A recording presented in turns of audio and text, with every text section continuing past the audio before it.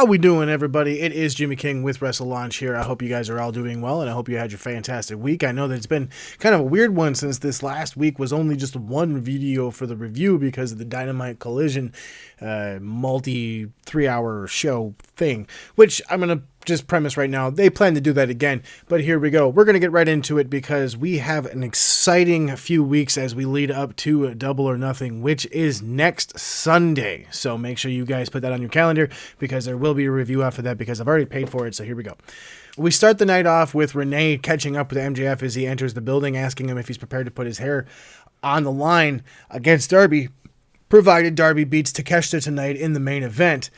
And the best part about it, subtly, there's just so many people walking by, and it happens to be that they're all follically challenged as he walks by them all.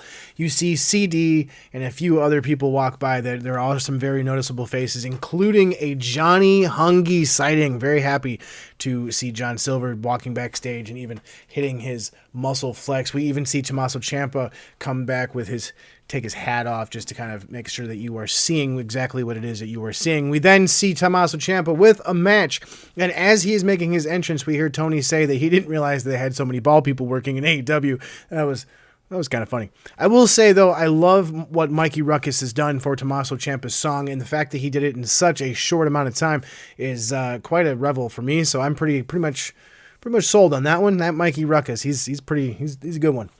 Tommaso Ciampa is joined by the Dogs and FTR because we are about to have ourselves another 10-man tag match, and they are going to be facing the Bucks, Orange Cassidy, Cage, and Cope. And I'm going to tell you right now, I've always enjoyed Christian Cage.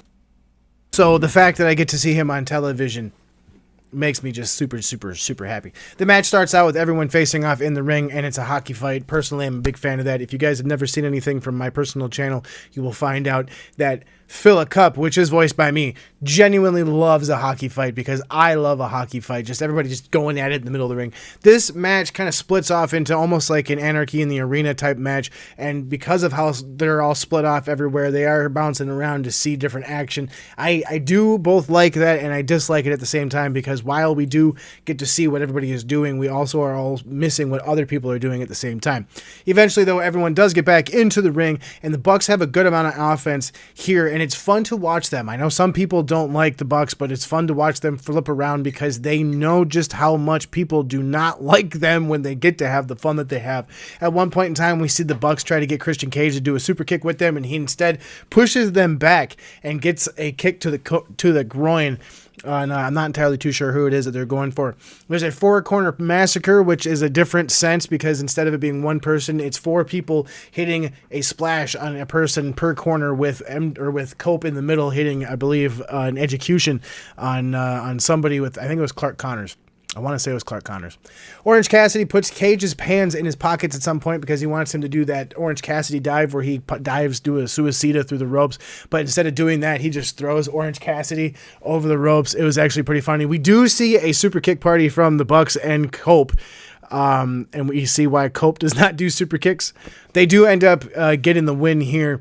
And it is actually entertaining to see. So if you guys want to see an actually decent 10-man tag, you should watch that one as the opening for Dynamite. We see another video with the Death Riders training Will Ospreay, and as you kind of come in, you see that in the background that Will Ospreay is in the process of doing a neck bridge. And it's kind of weird hearing Daniel Garcia refer to Will Ospreay as young boy Billy because I know for a fact that Will Ospreay has been wrestling longer than Daniel Garcia.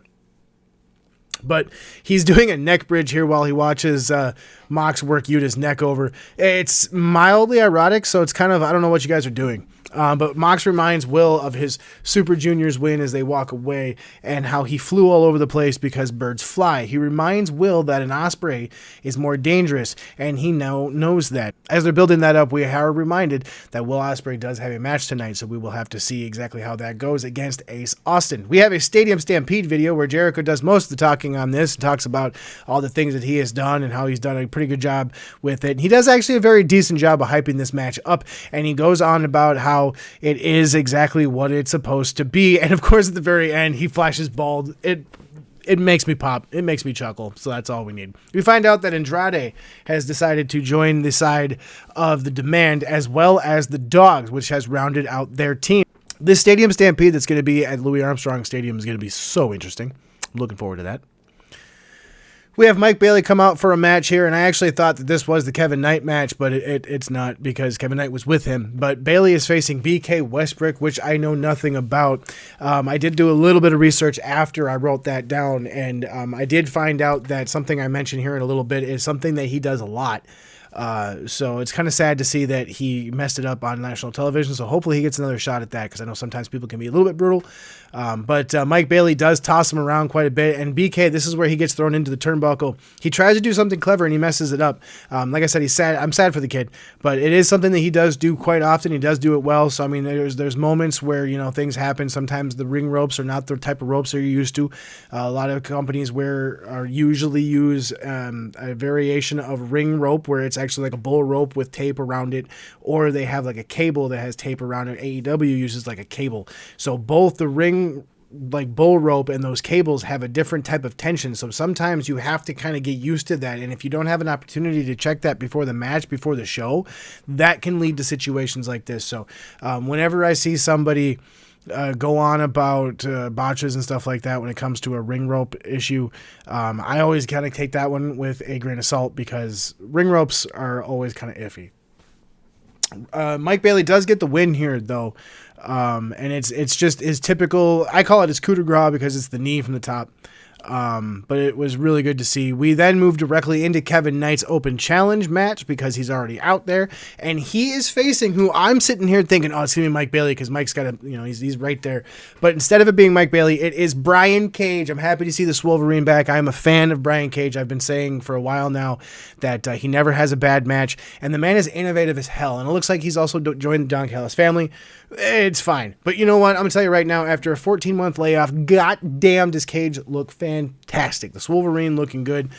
Cage, though, he is insane. He comes out here, and he is showing exactly why he needs to be on TV. I tell you that he is innovative. He's been around for a while, and he is this just muscly freak of nature when it comes to his size. And he is all natural, according to him.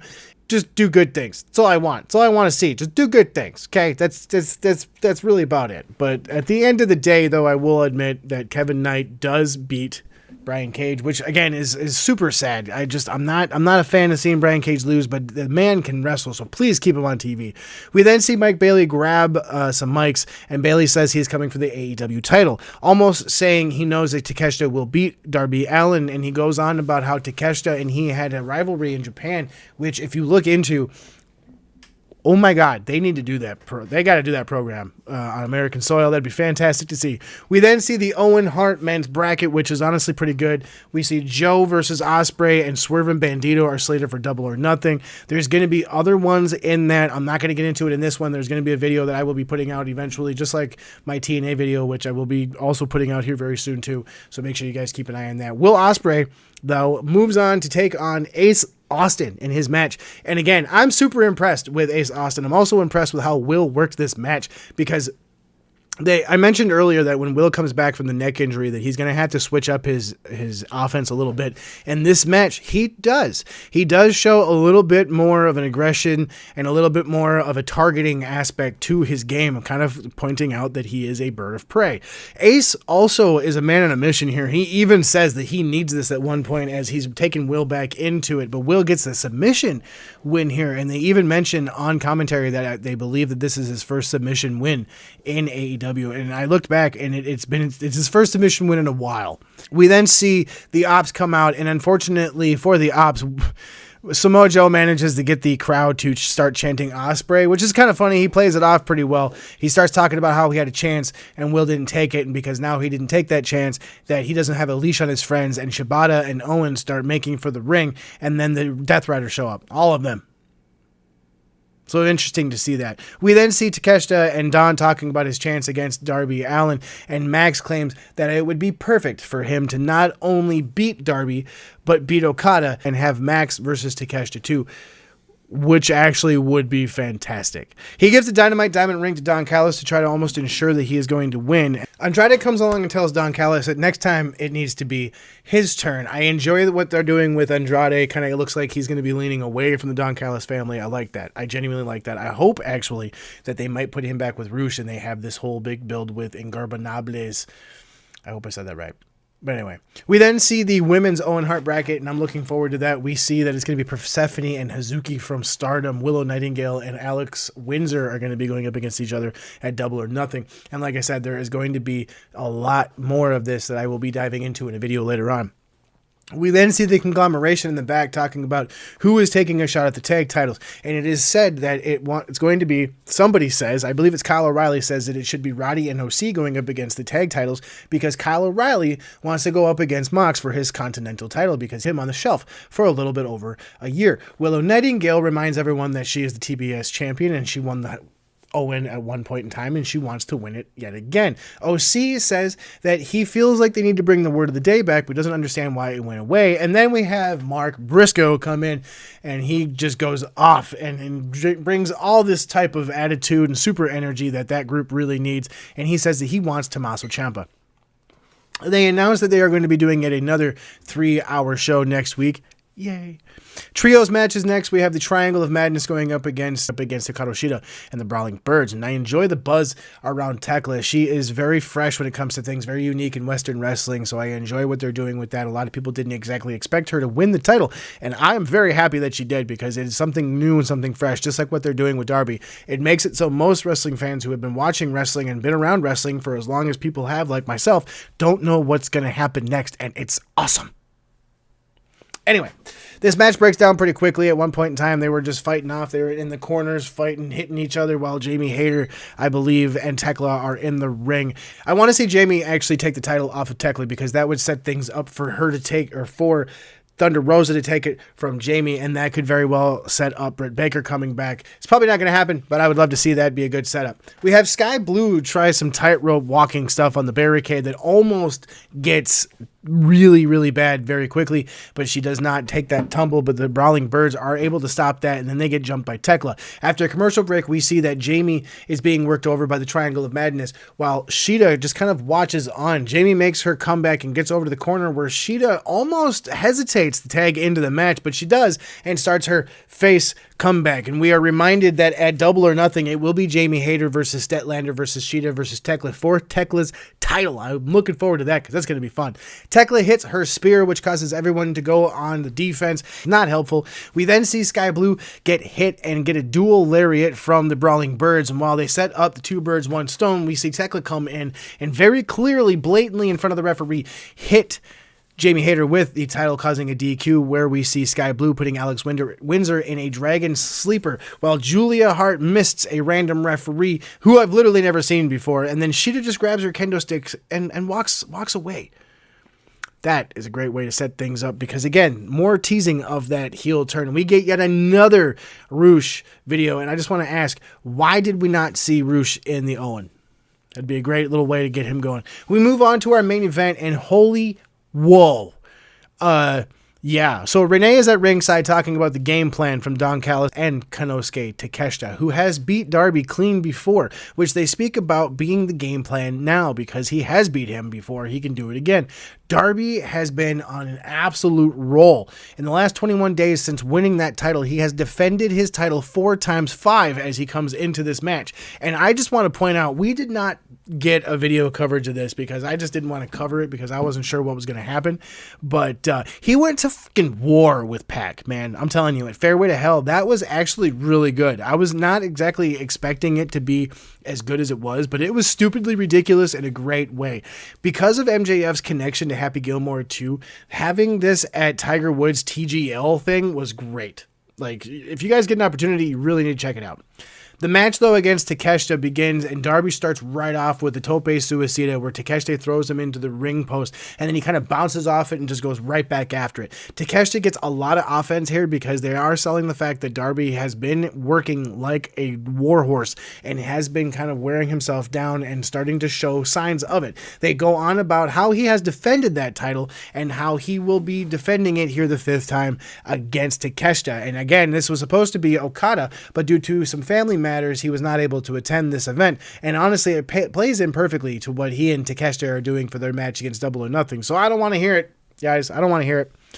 Pretty close on to the beginning of the match, Darby is bleeding from the mouth, and they speculate internal bleeding, but he probably just bit his tongue, to be honest with you. Takeshita sets up the stairs for that sick German suplex bump that Darby likes to take, but Darby fights him off, and Takeshita goes for a power drive knee where Darby gets out of the way, and he gets hit with that on the stairs. Darby follows it up with a run up the stairs and gets a shotgun drop kick off the top of the stairs. Darby spots Takeshita at ringside, and Tope suicides him again. Takeshita and himself into the announce desk. You can see just this thickening thud. Darby hits his head.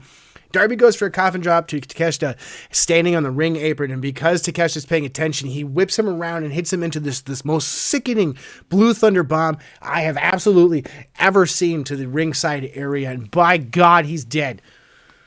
Jesus. And also at one point in time, Takeshita just hits Darby with this avalanche German suplex, and usually German suplexes off the top rope, they just let them go and whatever. No, Darby just went up and just a 12-foot drop to the small of his, oh my God. At some point, we see El Clone come out to try to divide attention of the referee for Don Callis to give the ring to Konosuke, and he does not take the ring. He does contemplate it, and he tosses it because he has beat Darby before without it, and he's going to be able to do it again. Darby hits an inside cradle from that. Takeshita kicks out of it, and he hits an elbow strike from that. He does pick him up, and he goes up to the top turnbuckle. Darby begins to fight back and turns him around for an avalanche code red off the top rope. Darby follows up with a Last Supper pin. I have seen him win many matches with that. That's how he won the title from MJF, but Takeshita kicks out of the Last Supper. Takeshita rolls outside of the ring, and Darby hits him with a coffin drop yet again outside the ring. After multiple count breaks, we see Takeshita try to brainbuster Darby on top of those steps that he moved earlier on, but Darby ends up reversing it into a scorpion death drop on top of those stairs. Another coffin drop while he's laying out the floor on the outside, who sells it almost like he's dead. He's just outside the ring like that. Eventually, Darby gets Takeshita into the Scorpion Deathlock, and he does get to the rope, but as he's recuperating from getting to the rope, Darby climbs up, hits a coffin drop, hits another coffin drop, and goes to the pin, and he does get the win here. This was done very well. Takeshita is just a fucking beast, man. I love that guy. If they can give him more time to do anything else that he can, he's going to be a star. I just feel like he's got to do just something else besides be with the Don Callis family. Darby does not waste any time, though. He does get a microphone, and he hollers for MJF to get his ass down to the ring because they were talking about that contract signing. MJF does come down, and he does stall, as MJF goes on about how he's MJF, man. You don't really need me to tell you what he says. It's MJF. You can probably imagine the type of shit that he says. And he goes on about his legacy and this and that. Darby says that he doesn't care about legacy because the only thing he cares about is this moment, the moment that he's in right now. He tells Max to just sign the contract, and Max actually does. He eventually does sign the damn contract, and then they brawl it out. Even though he still signed it, MJF does try to hit Darby with an avalanche tombstone. He does get stopped by Kevin Knight, and this is great. That means that it's going to be MJF versus Darby for the AEW World title with MJF's hair on the line. If MJF loses to Darby and Darby retains, MJF gets his head shaved bald. That will be fun. I don't think MJF's going to lose, but that'll still be fun.